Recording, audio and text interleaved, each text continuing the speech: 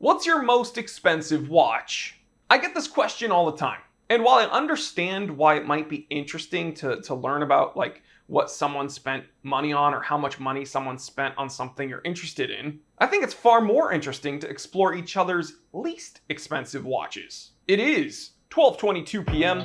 Let's get down to business.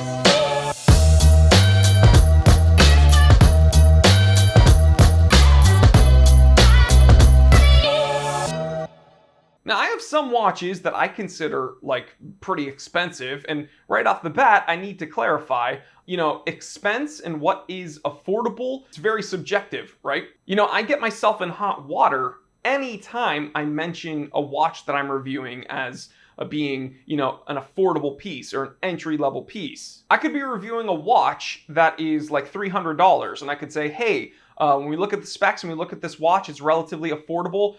It's an awesome entry-level piece. And someone will be in the comment section upset saying, oh, well, $300 isn't affordable for everyone. And that's true. But guess what? When I refer to something like my old Vacheron or my JLC and I say, hey, these were like pretty expensive, man. Like this isn't like a purchase I would make regularly. I'm sure there's people that listen to me say that and scoff and be like, that old thing? I've spent more money on lunch. Affordability and things that you find expensive or out of your price range, all of this is very like subjective. It's all relative. Listen, guys. I appreciate when people follow me and look at my watches and like my watches, but there are people I follow who have like more money in one single watch than I do in my entire collection.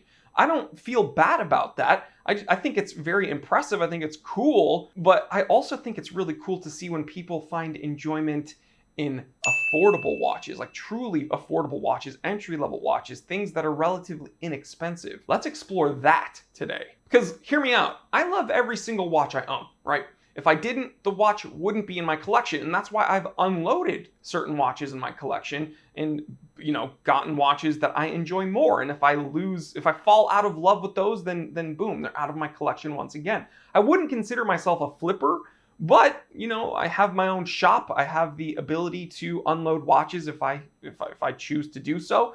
And that's what you have to do as a collector. If you don't like something or you're not getting enjoyment out of it, why would it still be holding space in your watch box? Just get rid of it. And the Time Teller Shop can help you do that. Guys, if you want to sell a watch, email sales@thetimetellershop.com and we can help you out with that, guys. We've helped a ton of people out with that. We've sold Rolexes, we've sold Omegas, we've sold expensive watches, we've sold relatively affordable watches. Doesn't matter. We can help you out with your sales.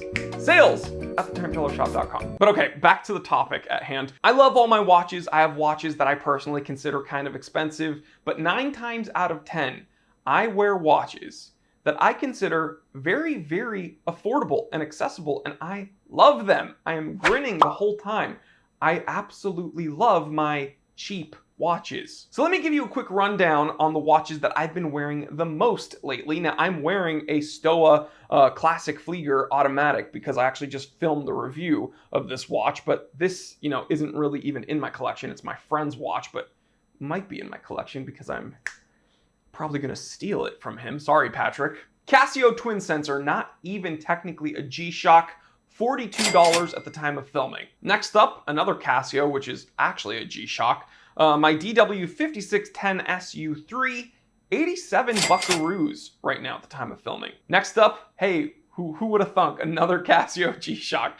My DW69 Neo Tokyo, $99 at the time of filming. So far, we haven't even broken $100 with a single watch. Moving on up a price range, Orient Defender, $295 at the time of filming, but you can use my coupon code and get 10% off. OrientWatchUSA.com. They are a sponsor. Thank you, Orient. And the final watch that I've been wearing like a ton, I actually have it here in the office because when I walked in, this was on my wrist, my Vero Workhorse. Let me get, in focus. I wear this all the time. The crystal's even dirty because I'm always touching it and looking at it and being like, oh, this thing's pretty cool. I love that watch. I'm actually wearing a Vero shirt right now. Guys, they don't even sponsor me yet. We might be working on something soon, so stay tuned. But that watch is $425, so that's the most expensive in my current rotation. But that's a 1, 2, 3, 4, 5-watch collection right there of really functional, tough watches. And that's a total price of $948 according to my notes. I may have done the math wrong, but 42 plus 87 plus 99 plus 295 plus 425.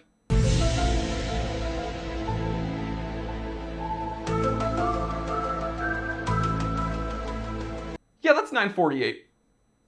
So that's under $1,000 total. And I love each one of these watches so freaking much. Guys, watch collecting is not like predicated on how much money you spend on a watch. Your enjoyment, it does not like equal the amount of money you spend. In fact, I would argue that if you get a watch for cheap, then it's even more fun. I don't know.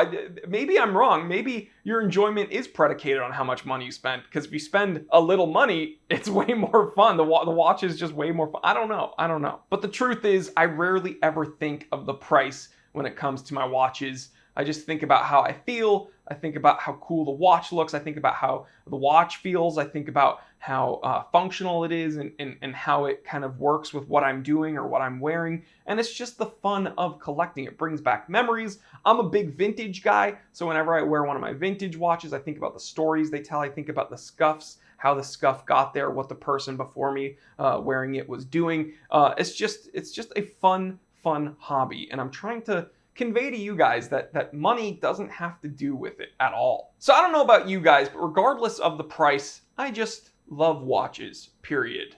And I don't mean to brag, but when it comes to my watch collection, I don't look at the price tag. Because I'm buying like $42 watches.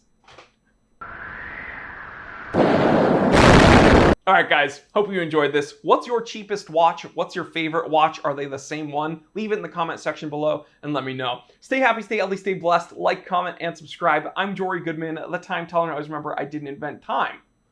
I just tell it.